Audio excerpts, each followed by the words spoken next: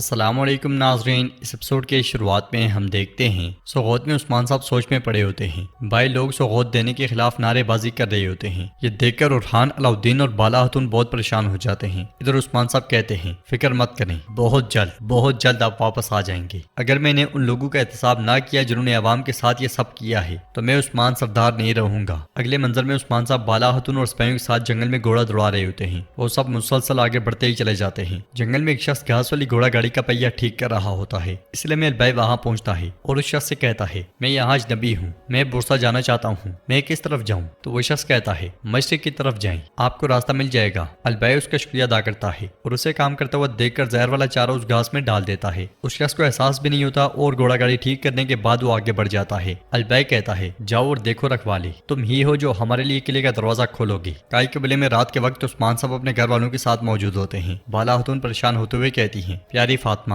وہ اب کیا کر رہی ہوگی؟ کیا وہ ڈر رہی ہوگی؟ تو عثمان صاحب کہتے ہیں میری فاطمہ ہرگز نہیں ڈرتی، وہ نہیں ڈرے گی۔ سوغوت میں خبر پھیل گئی ہے، بولو پھر گونچا بتاؤ لوگوں کے حالات کیسے ہیں؟ تو گونچا کہتی ہے بابا وہ ٹھیک نہیں ہے، وہ آپ پر الزام لگاتے ہیں۔ پھر ہولوفیرا کہتی ہے ان کے مطابق اگر آپ سوغوت پر سمجھوتا نہ کرتے تو شاید بہتر ہوتا۔ یہ سن کر عثمان صاحب کہتے ہیں اب وہ مجھ پر الزام لگائیں گے، وہ مجھ پر الزام لگائیں، لیکن مت بھولیں اگر ایک شخص یہاں تک کہ صرف ایک شخص کوئی غلطی کرتا ہے تو فاطمہ اور بچوں کی جان کو خطرہ ہوگا۔ علاؤالدین کہتا ہے لوکاس اور اس کے ساتھی شیطان وہ عوام کا ہم پر سے اعتماد توڑنا چاہتے ہیں۔ تو ارحان کہتا ہے لیکن وہ کامیاب نہیں ہوں گے۔ عثمان صاحب کہتے ہیں ہم فاطمہ کو بھی لیں گے اور سوغوت بھی لیں گے، اس وقت عوام ہمیں سمجھے گی، تبھی ان کا غصہ کم ہوگا۔ گونچا کہتی ہے کیا ہوگا اگر وہ اس چال کو سمجھ جائیں جو ہم نے بنائی ہے بابا؟ بالا خاتون ایک دم سے کہتی ہے نہیں، وہ کچھ نہیں سمجھیں گے۔ عثمان صاحب کہتے ہیں ہم نے اپنی تمام تیاریاں مکمل کر لی ہیں، اللہ نے چاہا تو ہم کامیاب ہوں گے۔ پھر کھڑے ہو کر کہتے ہیں ارحان اور علاؤالدین تم صبح سے پہلے قبیلہ چھوڑ دو گے، لیکن کسی کو نظر آئے بغیر میں اس لوکاس نامی کتے پر کبھی بھروسہ نہیں کر سکتا۔ یہ سنتے ساتھ ہی وہ دونوں چلے جاتے ہیں۔ سب کے جانے کے بعد بالا خاتون عثمان صاحب سے پوچھتی ہیں عثمان میں اسے بچوں کے سامنے نہیں دکھانا چاہتی تھی، لیکن اگر وہ ہماری چال کو سمجھ گئے تو کیا ہوگا؟ پھر ہم کیا کریں گے؟ تو عثمان صاحب کہتے ہیں ہم نے جال بچھا دیا ہے، ہمیں بس انتظار کرنا ہوگا۔ آگ کے سار قلعے میں لوکاس بیس بدلے آگے بڑھ رہا ہوتا ہے، اس لیے میں صوفیہ وہاں آتی ہے اور اس سے پوچھتی ہے کیا آپ یہ معلوم کرنے جا رہے ہیں کہ ہمارے جال میں کون سی مچھلی پھنسی ہے؟ تو لوکاس کہتا ہے تم نے ٹھیک سمجھا صوفیہ، بیحان اور بیگم ہمارے جال میں ہیں، آج ان میں سے کوئی ایک آئے گا، وہ ہمیں ان منصوبوں کے بارے میں بتائیں گے جنہیں عثمان نے یکے بعد دیگرے رکھا ہے۔ پھر صوفیہ کہتی ہے چاہے وہ ہمیں بتائیں یا نہیں، بیحان اور بیگم کا انجام وہی ہوگا جو عثمان کا انجام ہوگا، وہ لوگ، ان کے بچے اور تمام ترک، ان کی موت ہمارے ہاتھوں ہوگی۔ لوکاس کہتا ہے سب کی صوفیہ سب کی، پہلے وہ سوغوت کو کھو دیں گے اور اس کے بعد اپنی جان کو بھی۔ یہ کہتے ساتھ ہی لوکاس آگے بڑھ جاتا ہے۔ ادھر ہزار روتے ہوئے کہتی ہے میرا بہادر سروجا، میرا پیارا، میں آپ سے التجا کرتی ہوں سردار میرے بیٹے کو کچھ نہ ہونے دینا۔ تو بیحان کہتا ہے بہادر بنو خاتون میں سمجھ سکتا ہوں، یہ ماں کا دل ہے، ہم اسے واپس لائیں گے۔ ہزار کہتی ہے کیا ہم ان کافروں پہ بھروسہ کر سکتے ہیں؟ کون جانتا ہے کہ ابھی وہ ہمارے بیٹے کے ساتھ کیا کر رہے ہوں گے؟ میرا بیٹا باری دل کے ساتھ چلا گیا، اس نے خود کو آپ پر ثابت کرنے کے لیے آگ میں جھونک دیا۔ بیحان خط کو دیکھتے ہوئے اس پہ لکھی گئی باتیں یاد کرتا ہے، پھر ہتھیار اٹھا لیتا ہے۔ تو ہزار اس سے پوچھتی ہے بیحان کہاں جا رہے ہیں؟ تو بیحان کہتا ہے ہم اسے بچائیں گے، آنکھوں سے آنسو صاف کرو، میں ہر ممکن کوشش کروں گا اور اسے آپ کے لیے لاؤں گا۔ یہ کہتے ساتھ ہی بیحان خیمے سے نکل جاتا ہے۔ ادھر بیگم پریشان ہوتے ہوئے کہتی ہے میرا بھائی میری ماں کی یاد اور میرے بابا کی امانت، میں صرف تمہاری بڑی بہن نہیں بلکہ تمہاری ماں بھی ہوں۔ پھر کھڑے ہو کر کہتی ہے میں تمہیں وہاں نہیں چھوڑ سکتی،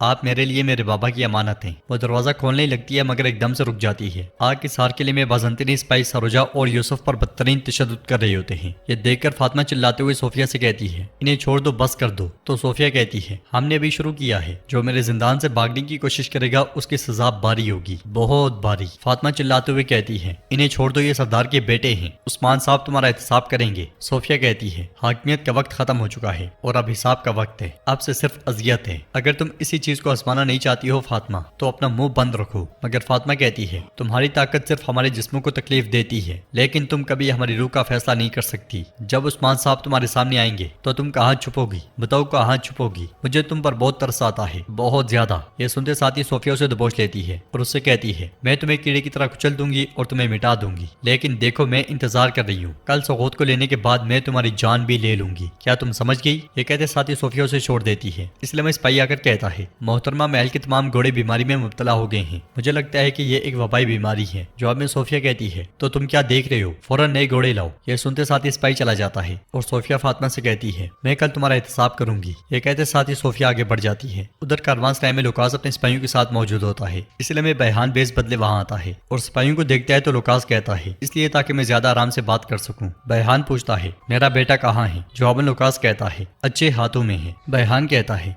तुम्हें उस्मान के मंसूबे के बारे में बताने पर तुम मेरे बेटे को मेरे हवाले करने वाले थे। ये वही है जिस पर हमने इत्तेफाक किया है। लुकास कहता है मैं अपनी बात पर कायम हूँ, लेकिन अगर मैं आपका बेटा यहाँ फौरन दे दूं, आपकी धोखाधड़ी फौरी तौर पर वाज़ेह हो जाएगी बहहान बे, और उस्मान आपको मार देगा। कल तुम अपने बेटे से मिलोगे। मैं मुकद्दस खुदा की कसम खाता हूँ कि तुम्हारे बेटे को कोई नुकसान नहीं पहुंचेगा। बहहान पूछता है बाकियों का क्या होगा। तो लुकास कहता है बदकिस्मती से बेगम खातून आप जितनी ज़हीन नहीं थी, मैंने उसे भी खबर भेजी मगर वो नहीं आई। आप वाहिद जिन्होंने दिमाग का इस्तेमाल किया और मुआहदे की कबूलियत जाहिर की। अब बताओ मैं तुम्हारी बात सुन रहा हूँ, उस्मान का मंसूबा क्या है। तो बहहान कहता है उस्मान ने सोगोत को खाली करने का हुक्म दे दिया है। वो हर कोने में धमाका खेज मवाद लगाएगा। जब आप दाखिल होंगे तो एक जबरदस्त धमाका होगा। इस तरह वो आपको मारने के बारे में सोच रहा है। यह सुनकर लुकास कहता है उस्मान तुम बहुत होशियार हो, मुझे इसका अंदाजा लगा लेना चाहिए था। बहहान कहता है लुकास तुमने एक वादा किया था, इस राज के आश्कार करने पर तुम मुझे मेरा बेटा देने वाले थे। लुकास कहता है मेरा वादा सच्चा है बहहान बे, अलविदा। ये सुनते साथ ही बहहान चला जाता है। इधर बेगम बजाय लुकास के पास जाने के नमाज अदा करती है और नमाज के बाद हाथ उठाकर दुआ मांगती है ऐ मेरे अल्लाह, ऐ इज्जत और जलाल के मालिक, मैं तुझसे इल्तिजा करती हूँ, मेरे भाई को खोने के दर्द से मेरा इम्तिहान ना लेना, उसे मेरे लिए महफूज फरमा। आमीन आमीन आमीन। उधर उस्मान साहब फातिमा की चीजों को देखते हुए उसे याद कर रहे होते हैं और उन लम्हात को याद करते हैं जब वो उस्मान साहब का ख्याल रख रही थी, कभी खाना बनाकर और कभी सबसे पहले खुशामदीद कहकर। इन ख्यालात को याद करते हुए उस्मान साहब की आंखों से आंसू बहने शुरू हो जाते हैं और वो कहते हैं मेरी प्यारी बेटी, अगर तुम्हें नुकसान पहुंचा तो क्या होगा, अगर मैं तुम्हें दोबारा ना देख सका तो क्या होगा।